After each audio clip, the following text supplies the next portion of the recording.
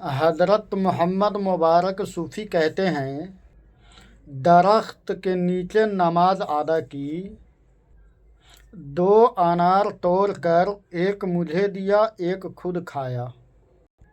پہاڑی پر مصروف گفتگو تھے۔ اہل حق کے مکمل ہونے کا کیا علامت ہے؟ پہاڑ کو حکم دے تو وہ اپنی جگہ چھوڑ دے۔ آواز کے بعد طوفان تھم گئی۔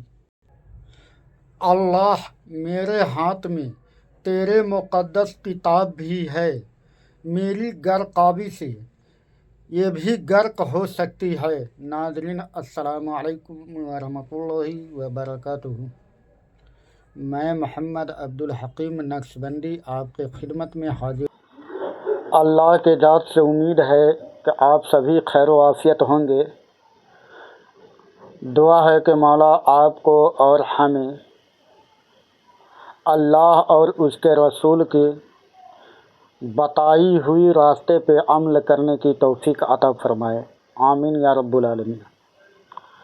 ناظرین، آپ سماعت فرما رہے ہیں حضرت ابراہیم بن ادھم رحمۃ اللہ تعالیٰ علیہ کی زندگی کی حالات اور مناقب۔ اس سے پہلے آپ 7 بھاگ سماعت فرما چکے ہیں اور یہ 8واں بھاگ ہے، اور میں کوشش کرتا ہوں کہ آج اس واقعات کو پورا مکمل سنا دوں۔ آخر تک تھوڑا سا ویڈیو لمبا ہوگا، آپ لوگ برداشت کریں اور سنیں، کیونکہ آخر تک سننے سے حضرت ابراہیم بن ادھم رحمۃ اللہ تعالیٰ علیہ کی واقعات کی پوری حقیقت سمجھ میں آئے گا۔ تو آئیے سماعت فرمائیں۔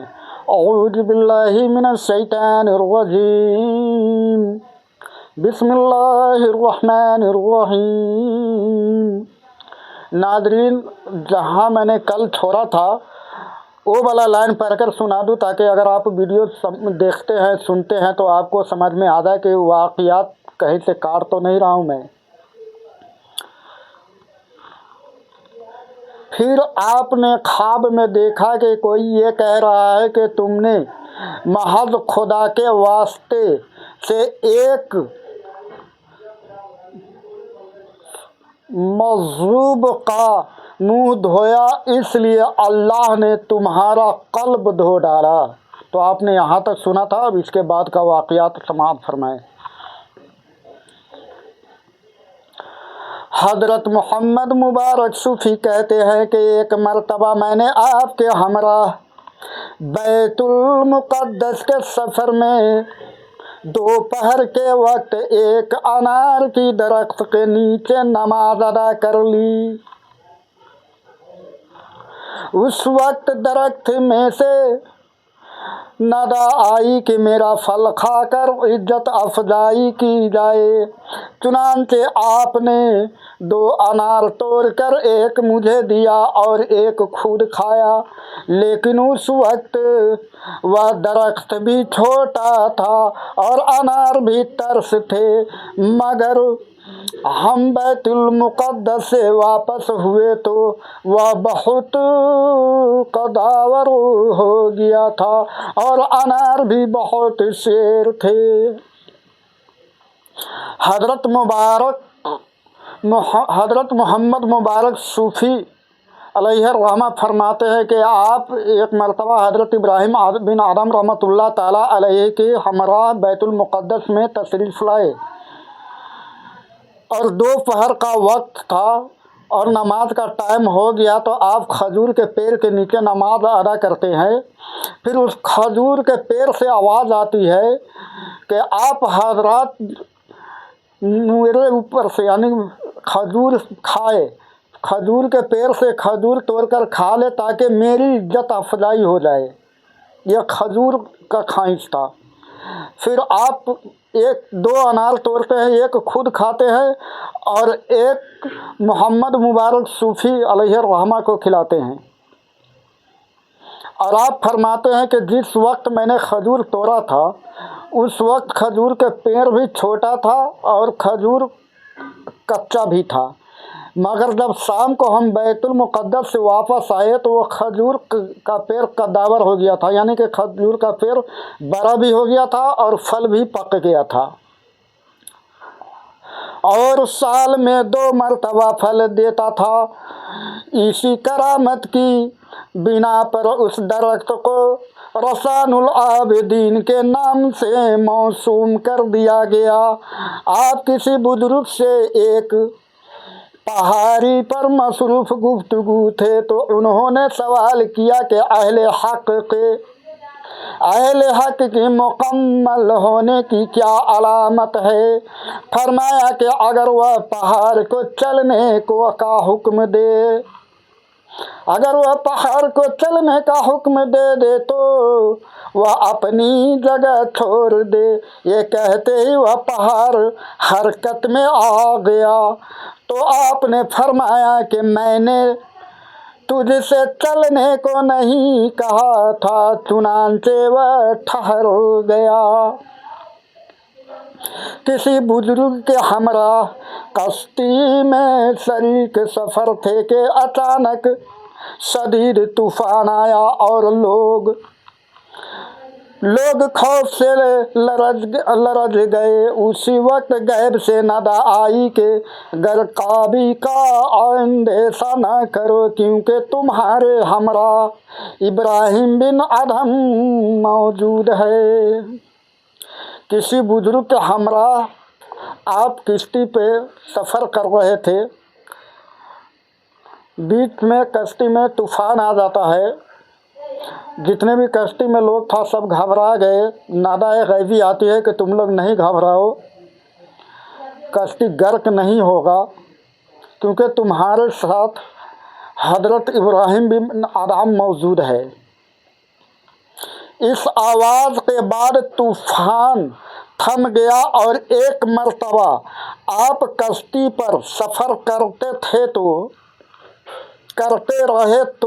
रहे थे तो शदीद तूफान आ गया और आपने कुरान करीम हाथ में लेकर शुरू किया कि या अल्लाह, हमारे हमरा तेरी मुक़द्दस किताब भी है और हमारी गर्काबी से ये भी गर्क हो सकती है।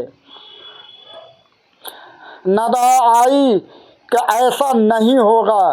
एक मर्तबा आपने किश्ती पर सफ़र का कष्ट फरमाया तो मलाह किराया तलब किया और उस वक्त आपके पास कुछ नहीं था और आपने नमाज पढ़ कर दुआ की कि या अल्लाह, ये मलाह किराया तलब करता है। चुनांचे उसी वक्त पूरा रेगिस्तान पूरा रेग उजार सोना बन गया और आपने एक मुट्ठी भर कर मलाह को दे दी। साहिले दजला पर आप अपनी गुदरी सीर रहे थे कि किसी ने आकर कहा कि हुकूमत छोड़ कर तुमने क्या हासिल किया। ये सुनकर आपने अपनी सुई दरिया में फेंक दी तो बेशुमार मछलियाँ अपने मुंह में सोने की एक एक सुई दबाए हुए नमूदार हुई। लेकिन आपने फरमाया कि मुझे तो अपनी सुई दरकार है। चुनांचे एक मछली आपकी सुई भी लेकर आ गई और आपने अपनी सुई लेकर उस शख्स से फरमाया कि हुकूमत को खैर बाद कहकर ये मामूली सी ये शय हासिल हुई है। किसी ने आपसे सवाल किया कि आप इतने बड़े हुक्मरान थे, आप बादशाह थे, ये सब छोड़ दिए तो आपको क्या हासिल हुआ। उस वक्त आप दरियाए दजला पे सुई धागे से अपनी गुदरी सिल रहे थे। जब आपने सुना कि एक शख्स आपसे सवाल किया कि आपको आखिर हासिल क्या हुआ बादशाही छोड़कर, तो आपने वो सुई दरिया में फेंक दिया। फिर उसके बाद एक एक मछली सोने के सुई अपने मुंह में दबाए हुए आपके खिदमत में हाजिर होती है। मगर आप फरमाते हैं कि मुझे ये सुई नहीं चाहिए जो सोने चांदी के है, मुझे तो अपनी सुई चाहिए। फिर एक मछली आपके सुई भी पानी से निकाल कर लाया, फिर आपने अपनी सुई ले ली, बाकी सुई लेकर के सारे मछली वापस हो गए। फिर आप फरमाते हैं कि मुझे बादशाही हुकूमत छोड़ने से ये मामूली सी शय हासिल हुआ। हालांकि ये मामूली शय नहीं है, ये आपकी अदा है, आजीजी है, इनकी सारी है। आपने कुएं से डोल निकाला तो डोल सोने से लबरेज निकला। आपने उसे फेंक कर फिर डोल डाला तो चांदी से भरा हुआ निकला और तीसरी मर्तबा मोतियों से। उस वक्त आपने कहा कि या अल्लाह, मैं तो पाकीज़गी हासिल करने के लिए पानी का ख्वाहिशगार हूँ। मेरी निगाहों में सीम व जर की कोई वक़्त नहीं।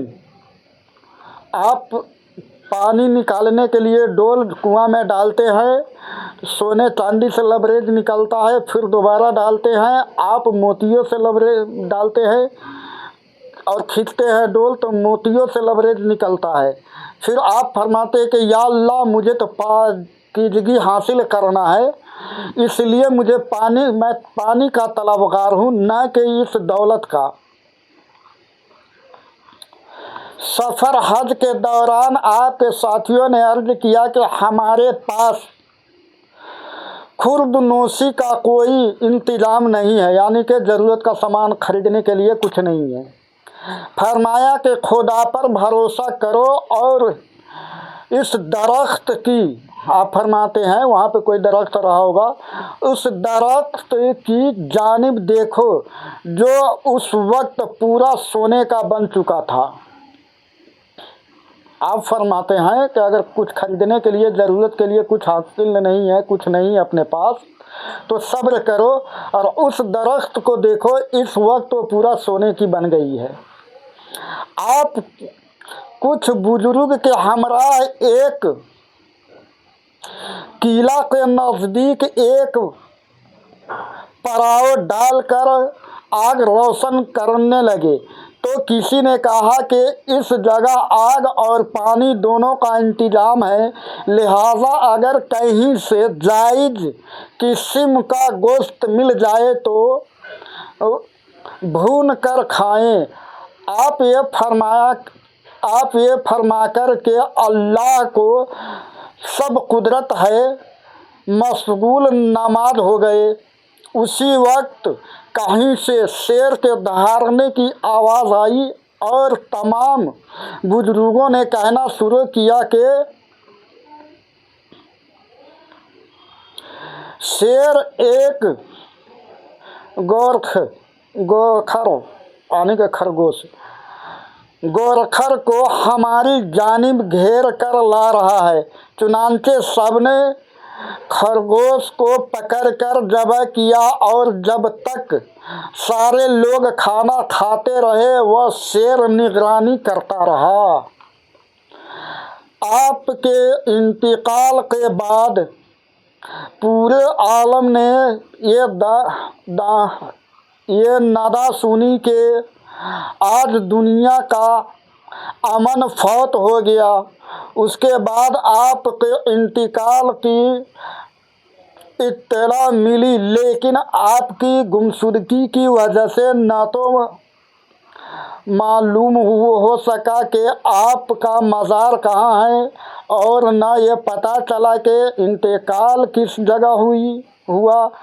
बाद हजरात का ख्याल है कि मज़ार बगदाद में है और बाद कहते हैं कि हज़रत लूत अलैहिस्सलाम की कब्र के नज़दीक शाम में मदफन है।